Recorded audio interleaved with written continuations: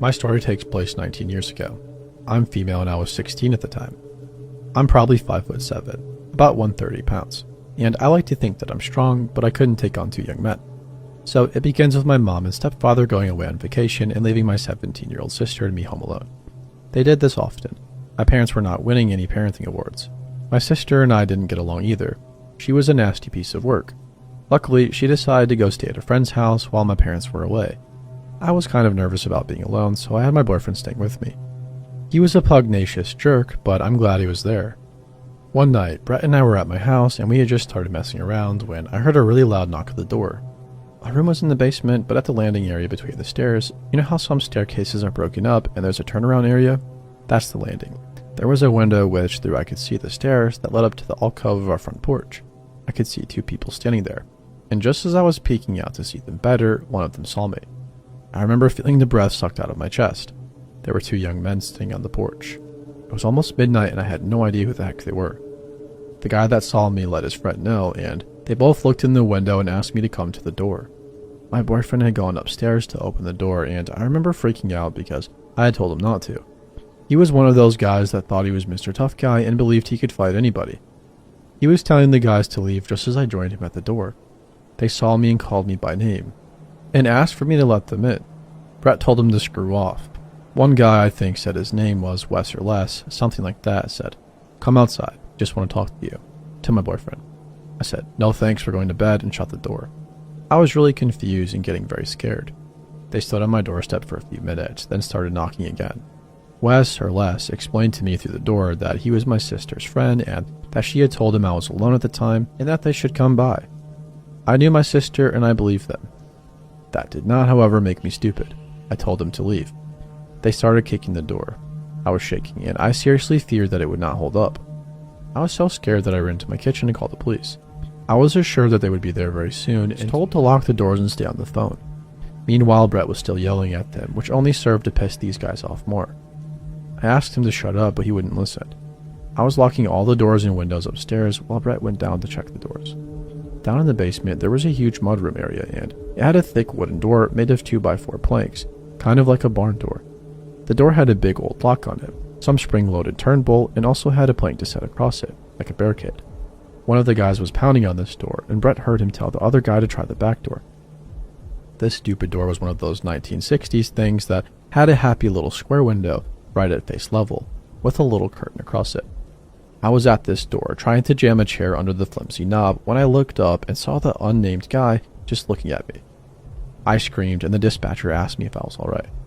I barely squeaked out that one of the guys was looking right at me through the window. He was older than me, probably about 20, and he was tall. He looked very scary. His dark eyes were drilling into me. He wore this creepy, placid smile on his face. I had never seen this man before, but he knew my name. He tapped on the window with one finger, never breaking eye contact, and said, "Becky, let me in." I couldn't breathe. The knob was rattling as he was messing with it. He said again, "Let me in, Becky. I just want to see if you're okay and I just want to talk."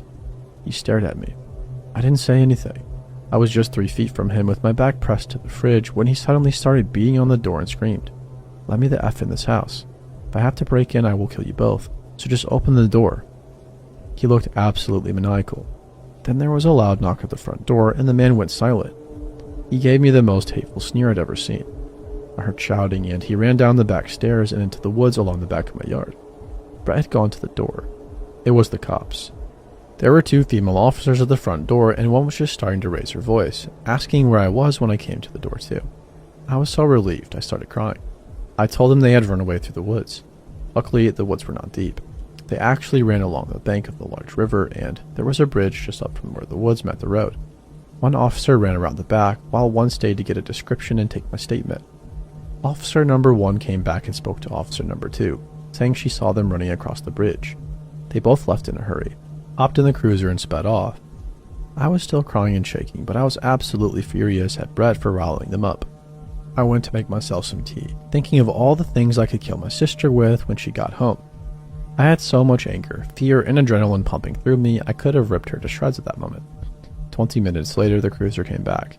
There were 2 guys sitting in the back seat, and the officers wanted me to confirm it was the right guys. I looked through the window and saw them. They still looked terrifying to me. They were in cuffs and could not get to me, but I would not get close to them. Neither would look at me. I confirmed it was them and we spoke a bit. I told the cops about my sister, suggesting that these two men should come see me. Officer number 2 kind of mumbled. What an absolute bitch. I had to agree. I pressed charges for attempted forcible entry, property damage. They had broken a window in the living room, trespassing, disorderly conduct, and attempted assault. Initially, they both pleaded not guilty, but later admitted to some of the charges. They both got 18 months in jail and were forbidden to contact me or my boyfriend ever again, and to be at least 500 meters from me at all times. I have never heard from them again. I confronted my sister about it, and of course she denied it, then laughed about it. Laughed at me. She was an awful person. I have no idea what their true intentions were, as they maintained that they were just there to talk to me. I'm thankful I didn't have to find out.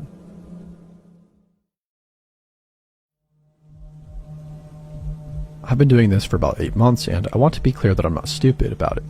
I know the risks. I've read every safety guide, watched every video, and taken every precaution there is to take. Fake name, no face, no location data in any file I upload, separate phone, separate email, separate everything. None of my friends even know. My family doesn't know. I run it completely isolated from my actual life, and I do it from my apartment because I'm a homebody who barely leaves, and it works for me. And it was working fine until it wasn't. His username was something random. Numbers and letters. Nothing memorable. He subscribed about 3 months before everything happened, and for the first month he was completely normal. Tipped well, messaged regularly. Nothing that set off any alarm. I have maybe 40 regulars, and he just became one of them. I responded to his messages in a friendly and professional way. Kept it on the platform and never gave anything real. The messages got more personal gradually enough that I didn't notice the shift happening. Looking back now, I can map it exactly, but in real time, it just felt like a regular getting more comfortable, which they all do eventually. He started messaging every day. Long ones, detailed, the kind that take time to write. He talked about me like he knew me in a specific way. Not the parasocial thing where subscribers convince themselves of a connection, something more grounded than that, more certain. Then one Tuesday, he sent me a message that made me put my phone down and sit there. He described my apartment. Not directly. I know where you live. It was more just a casual comment about who he imagined I decorated. And every single detail he listed was correct. The color of my walls, which I had never shown. The fact that I had plants by the window, which I had never shown. The general layout, which I had also never shown. All of it was wrapped in this breezy tone, like he was just guessing and being playful. Haha, aren't I perceptive? I sat there on my couch and read it like 4 times. I went back through 3 months of messages and started pulling out every detail he dropped that I brushed off as coincidence or lucky observation. There were more than I expected. A reference to the sound of traffic outside my window that matched my street specifically. Comment about my delivery schedule that was accurate. Casual mention of the pharmacy 2 blocks away, like it was a known shared fact between us. I barely leave my apartment. I go out maybe twice a week for quick errands, in and out. I thought about the last 2 weeks and counted the times I'd left and then went back through his messages from that same period and felt the floor drop out from under me. Every time I had left my apartment, he had something in this next message that proved he'd seen me. Not explicitly and never directly, always wrapped in that same playful certainty. A comment about the weather that day, a reference to the color of my jacket. Once a specific detail about the way I'd been walking that he framed as a dream he'd had, just slipped it in there like it was nothing. He had been outside my building multiple times, watching me leave and come back and never saying anything, just filing it away and dropping into messages like little gifts he was leaving for me to find. I had never shown my face on my platform, not once, not even partially. He knew what I looked like anyway. I called the police that night and filed a report and gave them everything I had. Screenshots, the timeline, all of it. The officer I spoke to was thorough and took it seriously and explained that without a verified identity, there wasn't much they could act on immediately, but that they'd flag it and follow up. The account was under a fake name with an untraceable payment method. I stopped posting that same night and went completely dark. I didn't log in, didn't check messages, just shut it all down and told myself distance and silence would handle it. That he'd move on. Then without new content and without responses, he'd lose interest and disappear. For 3 weeks nothing happened and I started to breathe again. It was a Wednesday night, maybe 11, and I was on my couch watching something when I heard footsteps stop outside my door. People stop outside doors in apartment buildings all the time. It's normal. I looked up from my show and listened and didn't hear anything else and went back to watching. Then came the knock. 3 knocks. Not hard. Almost gentle, actually. the kind you do if you were trying to not disturb neighbors. I muted my show and sat there. I wasn't expecting anybody. I never have people over. Nobody comes to my door at 11 on a Wednesday. I went to the peephole. The man in the hallway is average height and plain looking. Somewhere in his late 20s or early 30s, I guess. I didn't recognize him at all. He was smiling at the door, with that slight performative quality of someone who was aware of being observed. He was holding something against his chest, but I couldn't make out what it was from the peephole angle. I didn't say anything. I just stood there looking at him, and he stood there smiling at the door. Then he leaned in close to the door and said my name. My real name, not my platform name. My actual full name in a conversational tone, like we were old friends and he was just stopping by. He said he wasn't going to be long, that he just wanted to meet me properly, and that he felt like we already knew each other so well and it seemed so silly to keep pretending otherwise. His voice was completely calm and pleasant the whole time. No aggression in it, which somehow made it worse than aggression would have been. Then he laughed a little and said he just wanted to play. I was already calling the police with my other hand. The dispatcher answered, and I whispered the situation, and she told me to stay on the line and stay away from the door and that somebody was coming. I stood in the middle of my living room with the phone to my ear and watched the shadow of his feet in the gap under the door. He kept talking through the door the whole time, casual and unhurried, like he had nowhere to be. He referenced specific messages he'd sent me, things he said that he apparently been proud of, reciting them back like favorite lines. He talked about the times he'd seen me outside like they were fond memories. The pharmacy, the walk I'd taken around the block on a Sunday evening 2 weeks ago, and at the time I'd stood in my doorway to grab a delivery and he'd been in the stairwell and I hadn't seen him. He'd been in my stairwell. He said my name one more time, softer, and then said he just wished I'd written back. Then the shadow under the door moved and his footsteps went down the hallway and I heard the stairwell door open and close. Police arrived about a few minutes later and they swept the building and the surrounding block and found no one. The stairwell door at the ground level had been propped open with a small rock, done very carefully. Building security footage showed a figure in a hood entering through that door approximately 40 minutes before he knocked on mine. He'd been in the building for 40 minutes before he knocked, standing somewhere in that building in the dark for 40 minutes before he decided it was time. The case is open. They haven't found him. I moved out the following week and I'm staying with my cousin right now while I figure out my next step. I think about him standing in the stairwell the day I grabbed my delivery from the doorway. How close was he? How I stood there for maybe 30 seconds in my doorway looking at my phone, yet he was right there in the dark and I had no clue. I just wanted to play, he said. I hear that in my head a lot still. I don't think I'm going to stop hearing it for a while.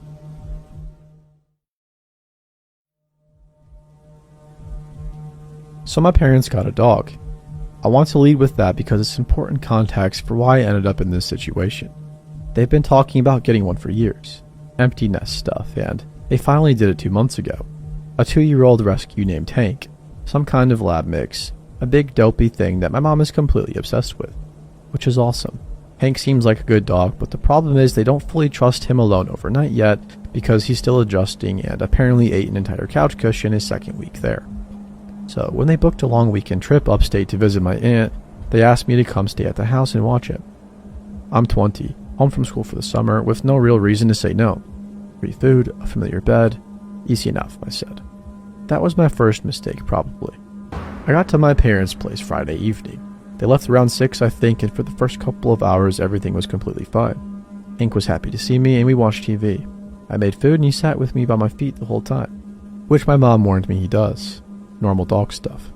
I went to bed around midnight with Hank at the foot of the bed and fell asleep fast. I woke up at some point in the night to Hank growling. Not barking, but growling. Low and continuous. The kind of sound that's more vibration than noise. I sat up and he was standing at the bedroom door facing the hallway. Completely rigid, every muscle in him locked up. I'd known this dog for 2 months and heard him make approximately 0 serious sounds. He was the least intimidating animal I'd ever encountered. Seeing him like that in the dark was genuinely startling. I listened. The house was quiet. I told him to relax and he didn't. He just kept that low growl going with his eyes fixed on the hallway. I got up and checked the house. Every room, every door, and every window. Everything locked and nothing out of place. I even checked the basement, which I hate doing at any hours at night, but I did it. And nothing. I went back to bed. Hank eventually settled and I fell back asleep. In the morning, I'd mostly forgotten about it. Saturday was fine. Took Hank for a long walk, did nothing, ate my parents' food again, and completely relaxed. I went to bed earlier, maybe at 11 or so, tired from the walk. I woke up at 2 a.m. to Hank gone from the bed. I could hear him somewhere in the house. That same low growl, and I got up and followed it. He was in the kitchen standing in front of the basement door, in the same posture as the night before, with the same locked up stillness. I stood there in the dark kitchen in my socks looking at him, and felt something I hadn't felt the night before, which was that the dog was not going to move from the door. I stood there for a long moment, then I heard something on the other side of it. Just a single soft sound, something shifting, like weight redistributing on the wooden basement stairs. One quiet creak and then nothing. I grabbed the knife on the counter, took out the biggest one, and called 911 from the kitchen while Hank stood guard at the door. I whispered the address and told him I thought somebody was in the basement, and the dispatcher told me to stay on the line and stay away from the basement door, which I was obviously happy to do. 2 officers got there in 4 minutes, and I let them in the front, and one of them took Hank by the collar while the other opened the basement door with his hand on his holster.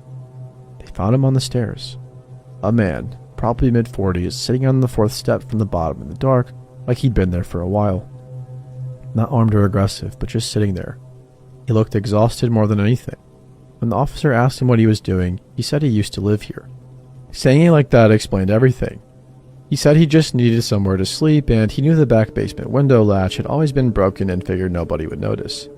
The broken window latch my parents have apparently had for years and never fixed. The officer looked at me and I looked at the officer. They ran his name.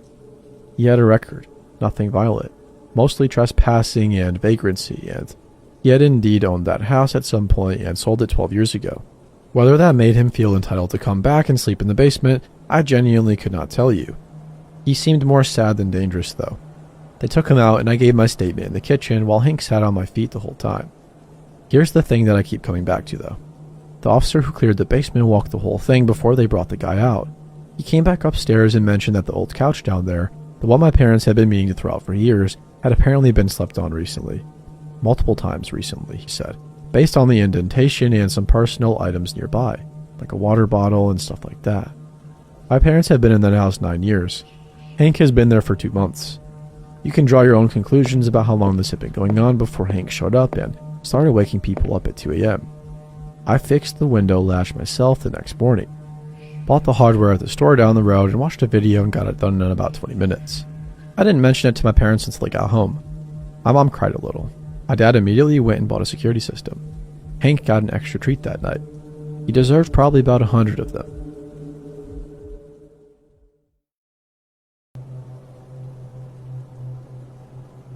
I'm 19 and my 2 younger brothers, Damon who is 16 and Kobe who just turned 13, were home alone for the weekend because our parents drove down to our grandma's place in Kentucky for her birthday. We'd been left alone before plenty of times, so nobody was stressed about it. I was the oldest, so I was technically in charge, which basically just meant I got to pick what we ordered for dinner and had to make sure Kobe didn't stay up until 4 in the morning on his Xbox. Pretty standard stuff. Friday night was fine. We ordered wings and watched a movie. Kobe was in bed by midnight, which was later than our parents would have allowed, but I wasn't going to fight him on it. Damon and I stayed up for another hour or so and then called it. Saturday was equally normal right up until around 9 at night. I was in the living room on my phone and Damon was at the kitchen table doing something on his laptop. And Kobe was in his room gaming when Damon looked up and said there was somebody in the backyard. I went to the kitchen window and looked out. There were 2 of them standing in the yard, not at the fence line, not passing through. Standing maybe 30 feet from the back door, completely still facing the house. Both are wearing white masks. Not Halloween store masks, not cheap plastic things. Full white featureless masks that cover their entire faces. The kind with no expression at all. No holes for a mouth, just 2 eye openings. And flat white nothing everywhere else. I stood at that window for probably 5 full seconds just staring, trying to process what I was looking at. Then a third one stepped out of the shadows near the tree line at the back of the yard and stood with the other 2. I pulled Damon away from the window and told him to go get Kobe right now and bring him downstairs and to move fast but not run. He looked at my face and didn't ask questions and went. I checked the back door. It was locked. Checked the sliding door off the dining room. Also locked. Went to the front and checked that. All good. All the downstairs windows I could reach I checked one by one while Damon got Kobe and brought him down. Kobe came into the living room still holding his controller and started to ask what was happening. And I cut him off and told him to sit on the couch and stay away from the windows. I looked out the front window. One of them was now standing in the front yard. I hadn't heard a gate open or close. Also hadn't heard footsteps around the side of the house. One of the three from the back was just in the front yard now. Same posture. Facing the house with that flat white face tilted slightly upward toward the window I was looking through. I stepped back and called my dad. It went straight to voicemail. I called my mom and same. I left a message that was probably not very coherent and then called the cops and actually got through. The dispatcher asked me if anyone had tried to enter the house and I said, not yet, and she said to stay inside and away from windows and that officers were being sent. Kobe was asking questions nonstop and Damon was trying to keep him quiet. I was moving from window to window trying to check where they were without getting close enough to be seen. 2 were still in the backyard, 1 in the front. That was 3 counted for. Then something knocked on the front door. 4 slow knocks with a pause between each one. Kind of even sounding, impatient. Like whoever was doing it had all night and knew it. Colby grabbed my arm. I told him quietly that we were not going to answer it and that the police were coming. More knocks. Then nothing for a while. I checked the front window again from an angle where I couldn't be seen straight on. The one who had been in the front yard was gone. I did not find that reassuring one bit. I went back to checking every window I could without getting close. The 2 in the backyard had moved closer to the house, maybe 20 feet or so. Still not moving toward the door, but closer than before. Just standing there in the dark with those white masks, picking up a little bit of the light coming from the kitchen. Something scraped along the side of the house. A slow dragging sound from the back toward the front along the exterior wall. Like something being dragged across the siding at waist height. Kobe made a sound and I put my hand on his shoulder and kept him from saying anything. The scraping stopped at the front corner of the house and then nothing again. I called my dad again. This time he picked up and I talked fast and low and told him what was happening. He told me he was calling the police himself and to lock ourselves in an upstairs room and not to open any door for any reason. I told him I'd already called and they were coming. He went upstairs. I put Kobe and Damon in my parents' room, which had a solid door and lock, and I told him to push the dresser in front of it, which Damon did while I stood in the hallway watching the staircase. Then every light in the house went out. Somebody had cut the power. I got into the room and helped Damon finish moving the dresser, and we sat in the dark on the floor, all 3 of us against the far wall, and just listened. The house was quiet. No white noise. Just the 3 of us breathing in whatever was outside. We heard the front door open. Just opening. The specific sound of it, the slight creak it always made on the hinges, opening like somebody had a key or the lock had given up entirely. Then we heard footsteps on the hardwood downstairs. Definitely more than one person. Kobe was shaking my arm, because he was shaking so hard, and I held on to him and kept my mouth next to his ear and told him in the quietest voice I've ever used that the police were almost here, and to stay completely quiet no matter what. The footsteps moved through the downstairs into the kitchen. Back through the living room, stopping at the bottom of the stairs. One set of footsteps started coming up. I could hear them on each step. That same slow pace, not rushing, just climbing, reaching the top, moving down the hall. They stopped outside the bedroom door. Not for a long time. Then the handle moved, hit the lock and released. Then a soft knock. I had 911 still open on my phone and I typed in the notes app and held it up for Damon to see. They were inside. Upstairs hallway. He nodded. The person on the other side of the door stood there for quite a while. I could see the shadow of their feet in the gap under the door, just standing there. Not speaking and not trying the handle, just standing there on the other side of the dresser and the locked door and whatever distance was left between us. The red and blue light started coming through the bedroom window from outside. The feet in the gap under the door disappeared, passed back down the hall, down the stairs, and then the sounds of the front door. I waited until I heard officers announcing themselves downstairs before I moved the dresser. They found the front door wide open. The power had been cut at the breaker box on the side of the house, accessed from outside. They searched the yard and the surrounding streets but found nothing at all. No masks and no people. Nothing left behind. We stayed at a neighbor's house that night while officers finished going through the property. My parents drove back from Kentucky and got there around 4 in the morning. Nobody was ever identified. Nobody ever figured out who they were or why they picked our house or what they really wanted.